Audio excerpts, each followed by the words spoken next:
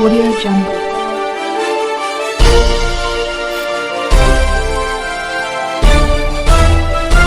Audio Jungle. नमस्ते। The news network में आपका स्वागत है। रशिया पर लगातार प्रेशर बढ़ रहा है। सारे देशों ने उस पर सैंक्शन लगा रखी हैं। अब इस लड़ाई में इंडिया और चाइना के ही उसके साथ रह गए हैं। इंडिया और रशिया को बड़ा पुराना साथ है। इतनी जल्दी इंडिया रशिया का साथ नहीं छोड़ सकता, चाहे उसके लिए हमें अमेरिका को ही नाराज़ क्यों ना करना पड़े। अमेरिका नाराज़ हो भी जाए तो भी इंडिया रशिया के साथ ही खड़ा रहेगा। आइए देखते हैं कि पाकिस्तान में इसको किस नज़र से देखा जाता है। तो इस वक्त ग्लोबल स्टेज पे सिचुएशन बड़ी इंटरेस्टिंग है और इस वक्त जो भारत है उसके हवाले से बड़ी बातें हो रही हैं कि भारत जो है वो उसने क्यों उस तरह कंडेम नहीं किया रशिया की जो इन्वेजन है यूक्रेन पे, और उसने जो सिक्योरिटी काउंसिल में as a non permanent seat अपना वोट भी नहीं दिया और एब्सटेन किया। इसका क्या बैकग्राउंड है? मैं वैसे तो चाहूंगा कि भारत से किसी अपने दोस्त को, किसी प्रोफेसर को इस हवाले से भारत और रशिया के टॉक्स पे बात की जाए, लेकिन मैंने थोड़ी सी स्टडी की तो मैंने कहा मैं भी आप लोगों से शेयर कर दूं। देखिए, एक चीज तो बड़ी क्लियर है कि भारत जो है उसको एक एडवांटेज है रशिया के साथ, जिसको एज ए क्वाड पार्टनर, देखिए भारत अमेरिका का मेजर क्वाड पार्टनर है। जो क्वाड्रिलेटरल सिक्योरिटी डायलॉग था जिसमें जापान, इंडिया, अमेरिका और भारत जो है वो शामिल है, ऑस्ट्रेलिया शामिल है। ये जो चार ममालिक हैं इन्होंने इंडो पैसिफिक में एक अलायंस बनाया, लेकिन इंडिया ने इसको अपने आप में मिलिटरीली पीछे रखा।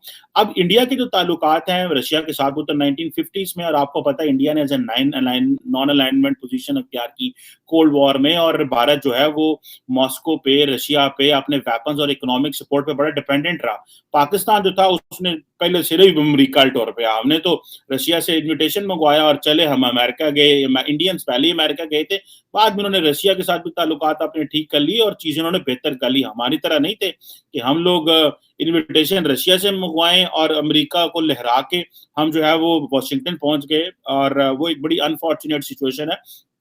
अब ये जो है जिसे वो कहते हैं ना कि एक फुल थ्रॉटेड जो कंडेमिनेशन है वो इंडिया नहीं करने जा रहा, और ना ही आई थिंक उस तरह चाइना करने जा रहा है। लेकिन अब ये जो आपको पता है कि रिसेंटली इंडिया ने S-400 भी उनसे लिया, और अमेरिका के मना करने के बावजूद अंदर खाते तो बातें सारी हुई थी कि जनाब इंडिया को प्रेशर डालने की भी कोशिश की गई होगी, लेकिन इंडिया नहीं माना। उन्होंने S-400 ले लिया, और इससे अब जाहिर यही वजह है कि पुतिन साहब जो हैं वो पहुंच गए इंडिया, और उन्होंने वहां पे 2+2 डायलॉग शुरू कर लिया। पाकिस्तान वो नहीं आते। हम लोग यहाँ पे बड़ा सेलिब्रेट करते हैं, हमारे रशिया के साथ ताल्लुकात अच्छे हैं। पता नहीं होंगे अच्छे ताल्लुकात, पर मुझे तो वो वक्त देखना है कि रशियन प्रेसिडेंट कब पाकिस्तान आएगा। ताल्लुकात ये नहीं है कि हम ही बार बार पहुंचते जाएं, जरदारी साहब भी जाएं, नवाज शरीफ साहब भी जाएं, इमरान खान साहब भी जाएं, सारे हम ही जाएं, वहां से कोई ना आए। उस तरह का ताल्लुक, ये देखिए जो ताल्लुकात की गर्मजोशी होती है वो उससे नहीं होती कि जी आपके जी बायलैटरल ताल्लुकात जबरदस्त हैं, जी हमारी हल्की फुल्की ट्रेड चल रही है, वो तो जारी बात दुनिया के ममालिक के चलती है। लेकिन स्ट्रेटेजिक नोयत के ताल्लुकात, हम इतनी ज्यादा इन्वेस्टमेंट करने की कोशिश कर रहे हैं रशिया के ऊपर, लेकिन रशिया अभी बिल्कुल तैयार नहीं है उस सारी सिचुएशन में।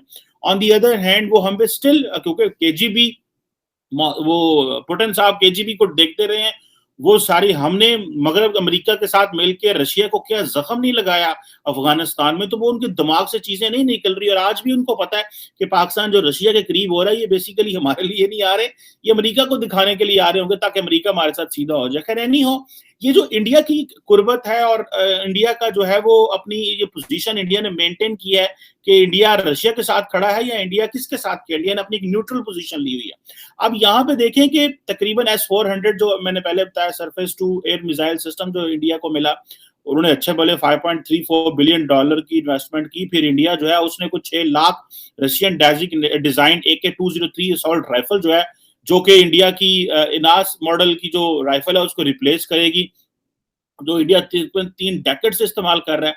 अब ये है कि इंडिया जो है वो इस पोजीशन में नहीं है कि वो अपना वॉरफेयर इक्विपमेंट जो है वो ना तो वो रिप्लेस कर सकता है। अब रशिया अगर इंडिया को सारी सप्लाई बंद कर दे, ठीक है जी, चाइना बिल्कुल इंडिया के बॉर्डर पे खड़ा हुआ है। पाकिस्तान जो है वो पहले ही इंडियंस कहते हैं कि 2.5 बात होगी, टू फ्रंट वॉर की बात करते हैं।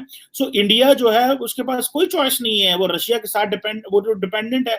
और जितना चाइना अपनी जो हाईटेक वेपनरी जनरेट कर रहा है और डिफेंस पे पैसा लगा रहा है, 250-300 अरब डॉलर पे लेके चला गया, इंडिया तो अभी सिर्फ 70-80 अरब डॉलर पे जो है वो पैसा लगा रहा है। सो इंडिया के पास कोई चॉइस नहीं है, इंडिया डिपेंडेंट है इस वक्त। सो लेकिन इंडिया ने अपने आप को बैलेंस रखा और अपनी जो नॉन अलाइंड पॉलिसी उसने पिछले 75 साल से रखी, इस मौके पे उनको कामयाब आती है, उनको काम आई। हम जो है वो हम रशिया तो पहुंच गए, लेकिन हम रशिया इसलिए नहीं गए कि हमें रशिया से कुछ ज्यादा ही बड़ा मोहब्बत थी। हम रशिया इसलिए भी जाते हैं दुनिया को बताने के लिए कि अब हमारी दूजे पास लैंड सेट कोई नहीं थे, असि इधर उधर थोड़ा जा देखना चाहते हैं। हम पब्लिक में ये तासुर देते हैं, जो जनरल पब्लिक में जो है वो उसमें ये तासुर जाता है।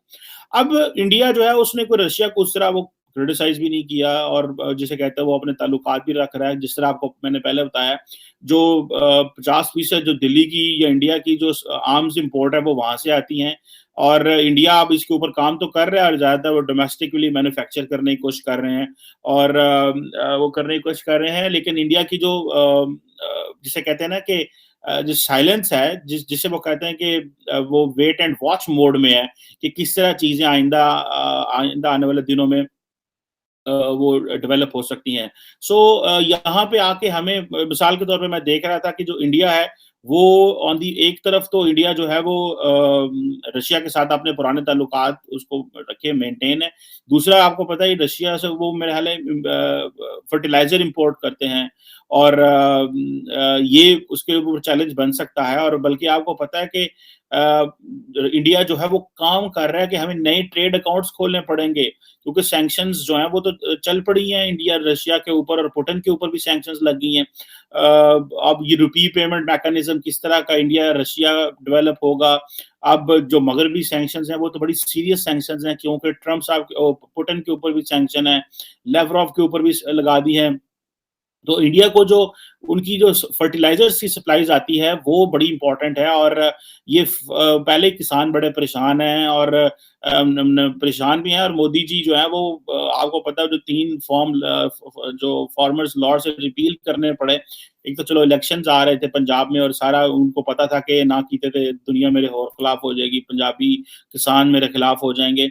और दूसरा ये कि अभी अगर फर्टिलाइजर वहां से आती है तो ये किस तरह वो होगी। एक तरफ इंडिया में फर्टिलाइजर आती है और तो पूरा यूरोप रोंडे है, उनको गैस का मसला है। मैं देख रहा था एक बड़ा सीनियर, मेरे पास एक चार्ट था जो न्यूयॉर्क टाइम्स का, मैं देख रहा था कि किस तरह जो 50-60 कई ऐसे ममालिक हैं जहां पे 60-60% गैस जो है वो यूक्रेन से आती है। हंगरी हो, पोलैंड हो, इटली हो, जर्मनी हो, फिनलैंड हो, ये जो ममालिक हैं इनमें सब में आई थिंक स्वीडन भी है जहां पे रशिया की गैस जाती है। जर्मनी इटसेल्फ जो कि मेजर प्रॉब्लम जिसने मेजर वो जो खड़ा हुआ है इस सारे प्रोसेस में, उधर भी जो है वो गैस आती है। इटली में बहुत ज्यादा रशिया की गैस तकरीबन 80% शायद गैस या 60% के करीब गैस वहां पे आती है। तो पूरी दुनिया जो है वो अफेक्ट हो रही है। तो ये जो है कि अब इस तरह जैसे मैंने फर्टिलाइजर का बताया, तो नरेंद्र मोदी के लिए डोमेस्टिकली क्या मसले पैदा हो सकते हैं। मेरा ख्याल है पेमेंट मेथड वो तय कर लेंगे। हमारी तरह नहीं है कि हम तो ईरान से अमेरिका ने सैंक्शन लगाई तो वो हमने उसको मटीरियलाइज नहीं किया। ये हमारी बदकिस्मती है कि हम हमारे बिल्कुल नेक्स्ट डोर पे, यानी कि हमारा नेबरिंग मुल्क है इंडिया, ईरान, और हम उससे गैस नहीं ले सकते। ये हमारी बदकिस्मती है, क्योंकि उसकी वजह यह है कि हमारी हुकूमतें नहीं चाहती थी, और हम डरते भी थे अमेरिका से कि भाई ने अगर अमेरिका ना कीता, हम अपने डोमेस्टिकली अपना नुकसान कर लिया। अगर इंडिया जो है वो रशिया से अपना फर्टिलाइजर लेता रहेगा, ईरान से तेल लेता रहेगा, पाकिस्तान ये नहीं कर सकता। पाकिस्तान को ये अपॉर्चुनिटी शायद वो नहीं मिलेगी कि हम अपनी जो है वो ना तो गैस ले सकेंगे, ना हम रशिया से गैस ले सकेंगे, क्योंकि इस सारी सिचुएशन में कैसे सुना इमरान खान साहब ने वहां बात की है कि नई कंपनीज जो है वो उनको मेन स्ट्रीम किया जाए, या वो जो पुरानी कंपनीज पे सैंक्शन लगी है उनको छोड़ा जाए, नई कंपनीज की जाए। तो जाहिर बात है वो नई कंपनीज में भी सैंक्शन जो है लग जाएगी। तकरीबन जो रशिया की एक्सपोर्ट है इंडिया को वो कहा जा रहा है कि $7 बिलियन थी, इस तरह कोई, जिसमें मिनरल ऑयल्स थे, फर्टिलाइजर से, रफ डायमंड्स हैं, और जो इंडिया की जो एक्सपोर्ट है रशिया को, वो तकरीबन 3.3 बिलियन गुड्स जाती हैं, ज़्यादातर फार्मास्यूटिकल प्रोडक्ट, चाय, कॉफ़ी वगैरह ये जो चीज़ें जाती हैं। अब ये है कि अब रशिया और जो ये है यहाँ पे इंडिया की जो चीज़ें जाती हैं उसमें पोटैश इंपोर्ट्स हैं और बहुत कुछ है।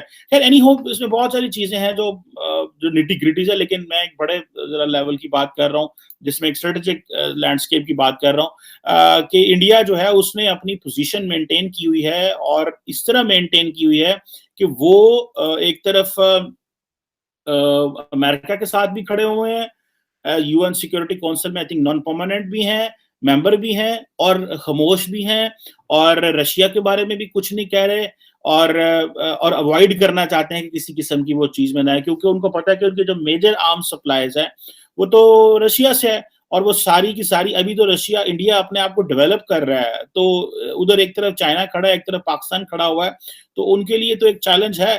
और दूसरा यह है कि in the height of the cold war India ने अपने आप को नॉन अलाइंड रखा, लेकिन अभी इंडिया के ऊपर क्वेश्चन बड़े सीरियस हैं, क्योंकि इंडिया जितने इंसेंटिव ले रहा है वेस्ट से, अब जारी बात है वेस्ट को फ्री में तो इंडिया को इंसेंटिव नहीं देता, वो भी तो इंडिया से बहुत कुछ एक्सपेक्ट कर रहे हैं कि भाई सानू लबेगा। वो जो इंसेंटिव ले रहे हैं उसमें वो जैसे आप कहते हैं कि वो चाहेंगे कि इंडिया हमारी मदद करे, लेकिन जिस तरह इंडिया ने क्वाड के अंदर मिलिट्री कंपोनेंट माइनस करा के अमेरिकन को और इंग्लैंड को और ऑस्ट्रेलिया को फोर्स किया कि वो अपना ऑकस डेवलप करें, ऑस्ट्रेलिया यूएस यूके का अलायंस डेवलप करे ताकि वो एक मिलिटरीली रिस्पॉन्ड कर सके चाइना को। ग्लोबल ऑर्डर के लिए बड़ी मुश्किलात पैदा हो गई हैं दोस्तों।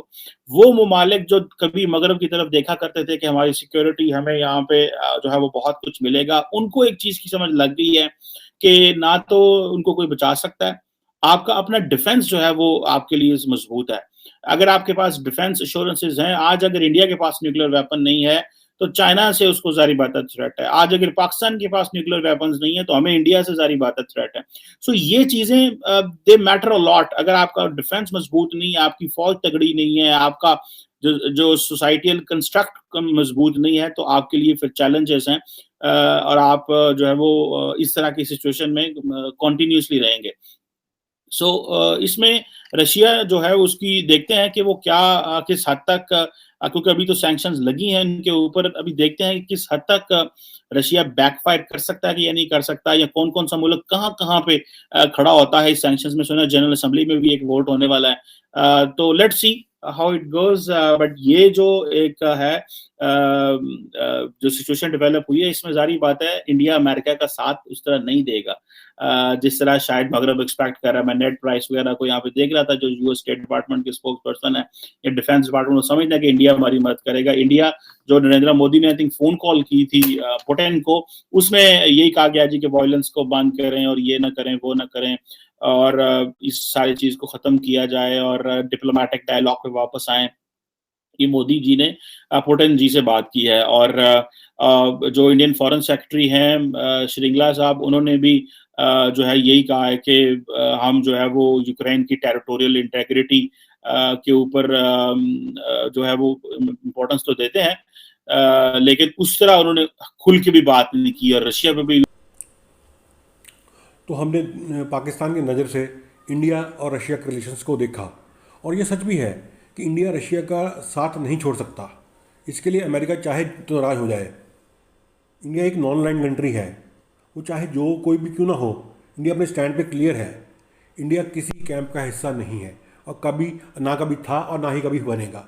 इंडिया इस वक्त अपने स्टैंड पे बिल्कुल वाजिब है और क्लियर है कि इंडिया ने ऐसे ही चलना है। चलो आगे देखते हैं क्या होता है। नमस्ते।